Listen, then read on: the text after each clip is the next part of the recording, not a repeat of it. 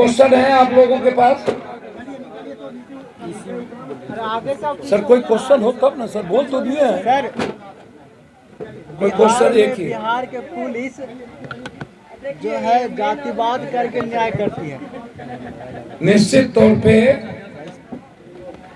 Barrack बटा हुआ है पुलिस का, जाति के आधार पर मैच चलता है।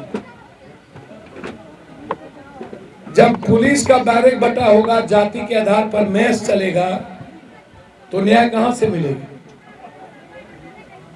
पूरी पुलिस महकमा जाति के आधार पर काम करती है, पदाधिकारी। और पुलिस ही नहीं, इस देश का लगभग नेता, मंत्री, सीएम, पीएम, सभी लोग जाति व्यवस्था को, मजहबी व्यवस्था को बढ़ावा दिया। और जाति के आधार पर ही व्यक्ति का न्याय मिलता है। किस जाति का सत्ता है, कौन कौन जाति सत्ता में है, कौन कौन नहीं है, और उसमें भी किस जाति का प्राइम मिनिस्टर, मुख्यमंत्री इस स्टेट और देश में है।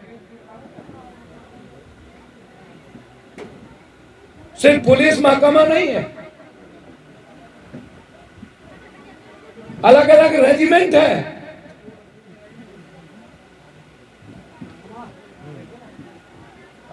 और बिहार की स्थिति दुनिया में सबसे ज्यादा जाति का जहर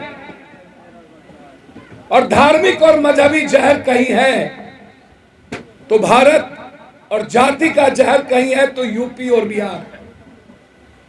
नफरत, नफरत, न्याय मिल ही नहीं सकता है।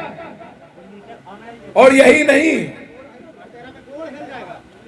यदि मैं जिस पर सबसे ज्यादा भरोसा करता हूं, पदाधिकारी, नेता और पुलिस नहीं, न्यायपालिका और पत्रकार,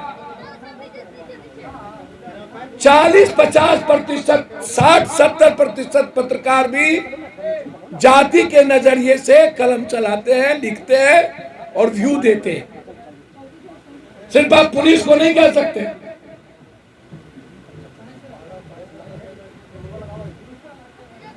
और पत्रकार से ज्यादा एजेंसी के मालिक,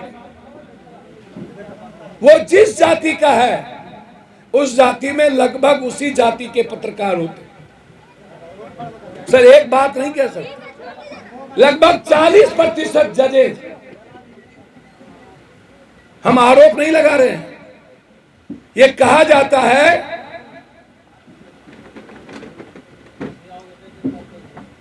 कि इस देश का, जिस पर संविधान, कानून और लोकतंत्र का सबसे ज्यादा भरोसा है, वहां पैसे वाले, रसूखदार, पूंजीपति, बड़े नेता, पदाधिकारी पावर देख करके कई सारी जजमेंट देखी गई है। मैं आरोप नहीं लगा रहा हूं, लेकिन ये लगातार ये बहस उठती है। और न्यायालय में जो अच्छे जज है ये सवाल उठाए हैं, हम नहीं उठा रहे हैं, सदन में ये चर्चा होती है। और जब से मोदी जी आए हैं, लगभग चुनाव आयोग, सीबीआई, ईडी, सीडी, न्याय व्यवस्था, 5 जजों ने कहा हम लोग खत्म हो गए, बंद कर ले न्यायालय, सारी व्यवस्था ध्वंस हो चुकी है। ये कौन है मराठी, ये कौन है गुजराती, ये कौन है हिंदू, ये कौन है मुसलमान, ये कौन है दलित। तो अच्छी परिस्थितियां नहीं, और जिसका परिणाम पलवल की घटना और हिलसा में नदहा की घटना, अलावा और नदहा, इसमें जाति भी एक बड़ी भूमिका है। जबकि अपराधी, माफिया कोई जाति नहीं होता, और जाति को आप गाली नहीं दे सकते, जाति को अपमानित नहीं कर सकते। किसी धर्म और मजहब को आप गाली नहीं दे सकते, किसी एक व्यक्ति के चलते। 50 आदमी गलती हो सकती है, पप्पू यादव गलत होगा, सब यादव गलत नहीं होगा। पप्पू झा गलत होगा, सब झा गलत नहीं होगा। पप्पू शर्मा गलत होगा, सब शर्मा गलत नहीं होगा। पप्पू सिंह गलत होंगे, सब सिंह गलत नहीं होंगे। इसीलिए किसी मुट्ठी भर लोगों के चलते आप पूरे समाज और जाति, मजहब और धर्म को आप गलत नहीं कह सकते। ये सही नहीं है लोकतंत्र के लिए और इस कंट्री के लिए, स्टेट के लिए। और कुछ दूसरा सवाल है, अब बोलो। बिना महिला पुलिस के रहते हुए जो पुलिस दिन रात में 1 बजे किसी को सर, महिला पुलिस रहती भी है तब भी कोई मतलब नहीं है। महिला पुलिस बाहर रहती है, पूरा जेंट्स अत्याचार करता, बच्चियों के मोलेस्टिंग किया जेंट्स, सारे लोगों ने बयान दिया है। कान की बाली, नाक की बाली जेंट्स ने छीना, सारे बक्सा तोड़े, 40,000 50,000 रुपया निकाले जेंट्स। कौन सा कानून इजाजत देता है भाई? और संविधान की बदले के भावना से काम करे कानून। लोकतंत्र में हम शपथ लेते हैं बदले की भावना से काम नहीं करेंगे, राग द्वेष ईर्ष्या लोभ लालच से काम नहीं करेंगे। पप्पू यादव को कोई गाली दे दे, क्या मैं गोली मार दूं? 2 सैनिक मर जाएंगे, क्या मैं परमाणु चला दूं?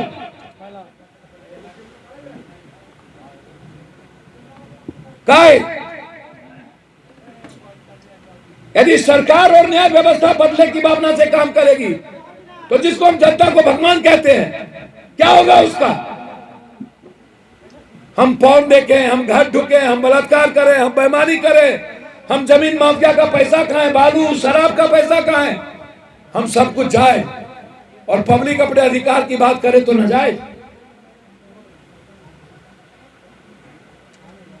लगातार बदले की भावना से काम हो रही है, चाहे वो बेतिया की घटना हो, चाहे नालंदा में 1 दिनों में 7 मौत। और जब तक दलित, कमजोर, वंचित और गरीब महिलाओं की सम्मान की सुरक्षा और हर परिवार के महिलाओं की सुरक्षा और उसके सम्मान नहीं होंगे, तब तक बेटी पढ़ाओ, बेटी बचाओ और महिला सशक्तिकरण का कोई मतलब नहीं है। और हमारे यहाँ इसकी इज्जत नहीं है। जितने बलात्कार के घटना होते हैं आपके यहाँ भी, या तो वो कमजोर है, वंचित है, दलित है, या तो वो मिडिल क्लास के नीचे गरीब है, एक भी बड़े घर की बेटी नहीं है। क्या बलात्कार भी जाति, धर्म और आर्थिक आधार पर होता है? शराब में जितने लोग पकड़े गए, लगभग 90% लोग दलित, गरीब, कमजोर तबके के लोग जेल में। नेता नहीं, पत्रकार नहीं, पदाधिकारी नहीं, पुलिस नहीं, जज नहीं, सिर्फ गरीब, सिर्फ मिडिल क्लास। क्या शराब भी सिर्फ गरीब ही पीते हैं? इसीलिए आजादी के बाद अंग्रेजों से भी बदतर स्थिति नालंदा की। क्या गरीब आम आदमी, मिडिल क्लास को जीने का राइट नहीं है? क्या उसके लिए न्याय व्यवस्था नहीं है? क्या उसके लिए लोकतंत्र नहीं है? क्या वो आजादी के साथ नहीं जी सकता है? क्या आज भी हम उसकी आजादी को देखना पसंद नहीं करते? हमें आजादी चाहिए, हम लेके रहेंगे। बगैर उसके आजादी, उसके मुस्कुराहट के पप्पू यादव चैन से नहीं बैठेगा। धन्यवाद। सर, आज मुकेश सहनी जी का इस्तीफा, मुकेश सहनी जी आज इस्तीफा दे रहे हैं अपने पद से। भैया ये तो मुकेश बाबू समझे, देना चाहिए। यदि उन्हें संघर्ष करना और लड़ना है तो सुरसु और मुर्मू नहीं, बड़ों के बाप गलियों के बाप नहीं। मुकेश जी संघर्ष का रास्ता चुने, आगे बढ़े। जो संघर्ष का रास्ता चुनता है, आने वाला कल उसका होता है।